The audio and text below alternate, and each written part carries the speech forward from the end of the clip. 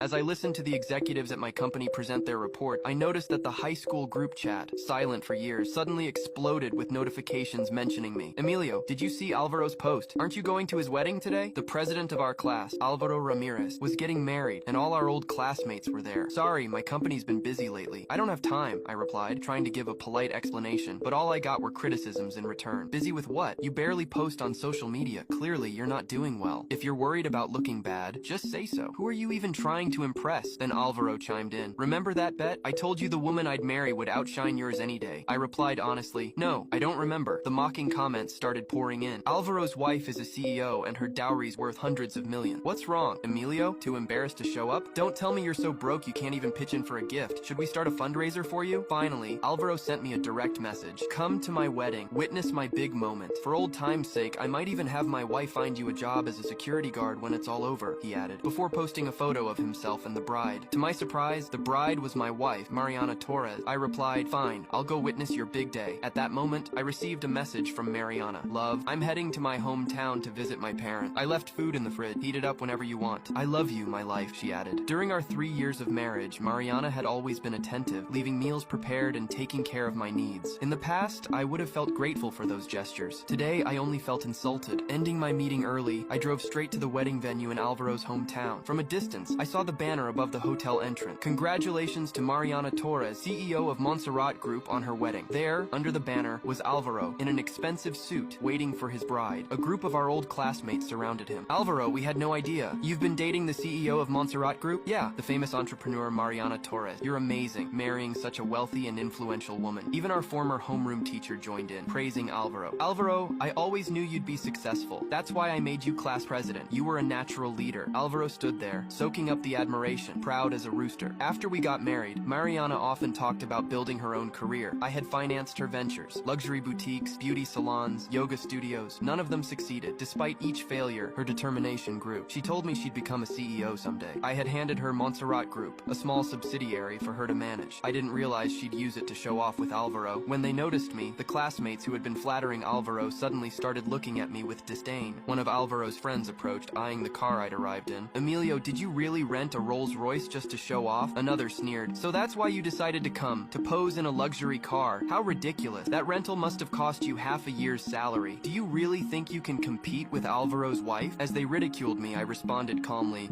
this is my car. Alvaro approached me, his face full of anger. Without warning, he punched me. This car belongs to my wife. You're the guy she's been secretly seeing behind my back, aren't you? A parasite, driving my wife's car to my wedding. How shameless can you be? The sudden blow knocked me to the ground, and my old classmates stared in disbelief.